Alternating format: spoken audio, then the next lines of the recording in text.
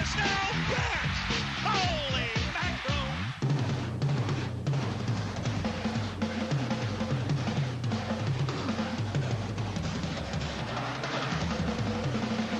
There's the steal. Bulls go to work. Cook up for three. Oh, yeah! In the hole, a three! Altitude. Altitude. With attitude. You're so fine. Lose my mind. And the world seems to disappear. All the problems, all the fears. And the world seems to disappear. Bulls fans thought the team's problems would disappear when Michael Jordan returned last March.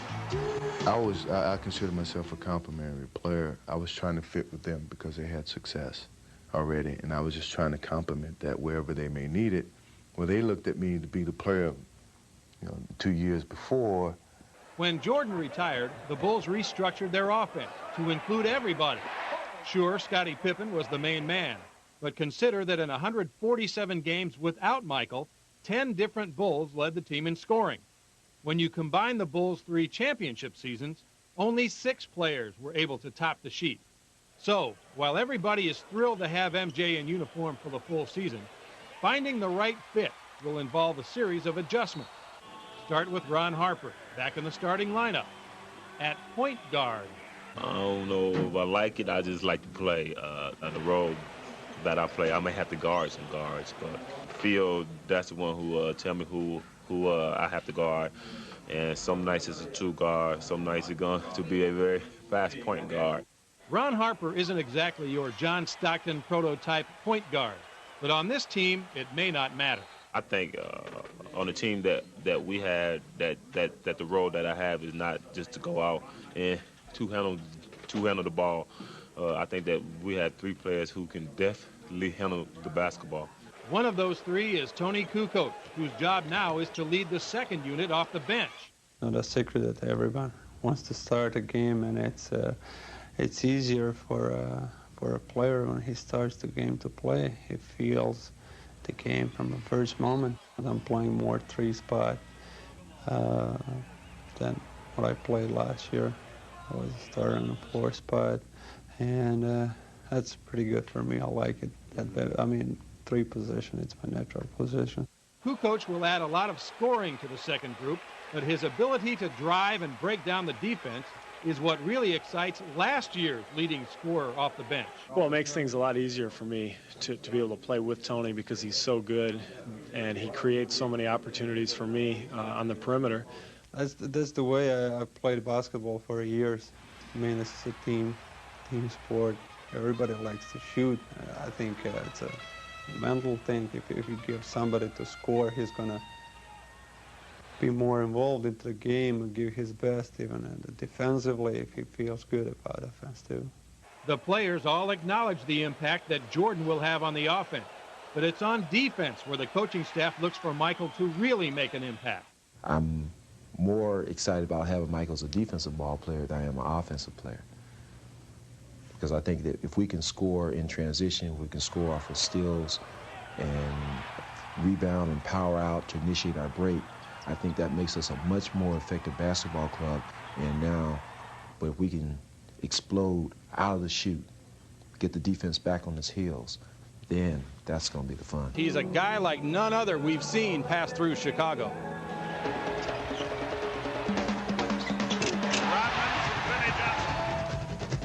I do damage anywhere I go. It doesn't matter if I made $10 million or $10,000 a night.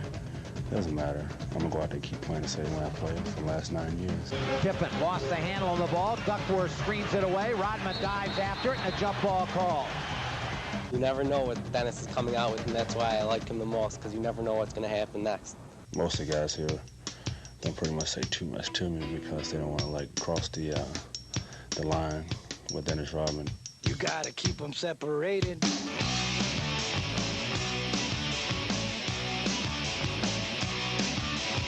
Is it possible to make Dennis Rodman fit?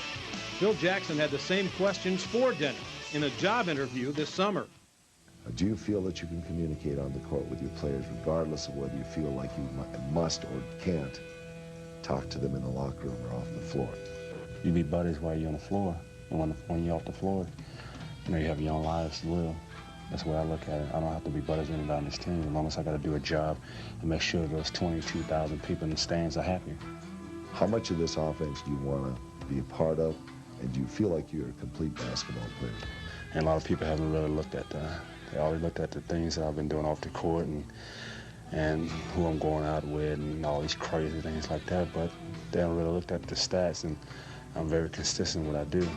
What kind of a structure system can you live with and you want to be part of when you're in a team? I think Phil knows that I'm very open-minded with a lot of things, and I'm not as dumb as a lot of people think I am. The Rodman deal was Jackson's decision, but he wasn't about to make it without input from Scottie Pippen and Michael Jordan. No, you don't forget. You never forget. Yeah, I think that's a clear-cut cheap shot. No question, clear-cut. You know, we haven't forgot those times when he put stitches in Scottie's chin. I mean, we're willing to compromise and do what's best for this franchise, for this organization, and for ourselves to try to win. Rodman is not a compromise guy, but his single-mindedness is one reason why the Bulls wanted him. He's not even the tallest guy, but he gets every board he can, he tries his hardest, and he intimidates everyone, which I love. He's always been a wild Mustang. I always call him a wild Mustang. Don't put reins on him. But, you know, one of the things that we were able to do in Detroit was make it very simple. Just play. He invented a new Dennis Rodman when he left Detroit. He's in a position to reinvent himself at this point. But does Dennis want to reinvent himself or just be himself? He wants to compete with players that are unafraid. He wants to compete with players that let it all go out, hang out. I don't really know what keeps me going. I guess it's just that determination, that drive to not to go out as a loser, not to let these people beat Dennis Rodman. If anyone's going to beat Dennis Rodman, it's going to be himself. And that's not going to happen. I don't think you thought that the Dewey Decimal System would be part of the package, did you? I got it down, Bulls, right between anthropology and cat care, actually. That's right, Dan. When you come to a new station, get a new beat, follow a new team, it's always wise to do a little bit of homework. And that was my assignment. Right inside this door, Phil Jackson going over the final plans and perhaps reading a few chosen words from his latest tome with apologies to Dennis Rodman. Let me take you along as we become Bulls bookworms. This picture has been worth more than just 1,000 words in the publishing world of late. As the athlete who produces more prose than any other, Michael Jordan is now the subject of a couple more hard looks in hardcover, led by Bob Green's Rebound, which follows MJ on his journey out of hoops, onto the diamond, and back again. Bob has a very philosophical look about my life, in a sense, and you know, we communicate a lot. While Green remains Jordan's literary confidant, fellow Chicago Tribune writer Sam Smith provides a reporter's view from the outside and the just-released Second Coming. His first work, The Jordan Rules, ended a friendship with the Bulls guard when Jordan took offense with his portrayal. But it did not stop Smith from again profiling the sometimes flawed side of his personality. Michael's merely human. You know, somebody had said, well, Michael could be, mean or stupid sometimes, be like Mike. Hey, we already are. And then there's the latest offering from the coach, Phil Jackson, Sacred Hoops, spiritual lessons from a hardwood warrior. It's kind of a zen in the art of fast break maintenance, and because of the wide range of Phil Jackson's knowledge, you can find it just about anywhere. Sports, self-help, inspiration, finance and management, philosophy. We talk about the anima animus, that Jungian theory of psychology that says the development of a whole person has to be there, especially in athletics. He's very philosophical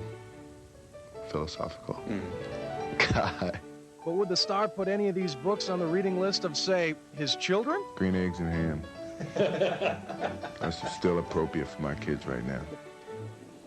I will not leave my feet on a fake. I will not trail on the fast break. You know, he's right. There is some great basketball stuff in here. On a more serious note, there's another book coming out shortly. It's the 30th anniversary team memoirs, and, of course, our own Red Kerr, the coach of that team, a lot of the guys here last night, Bob Boozer and the rest, and that will be coming out shortly for you Bulls collectors.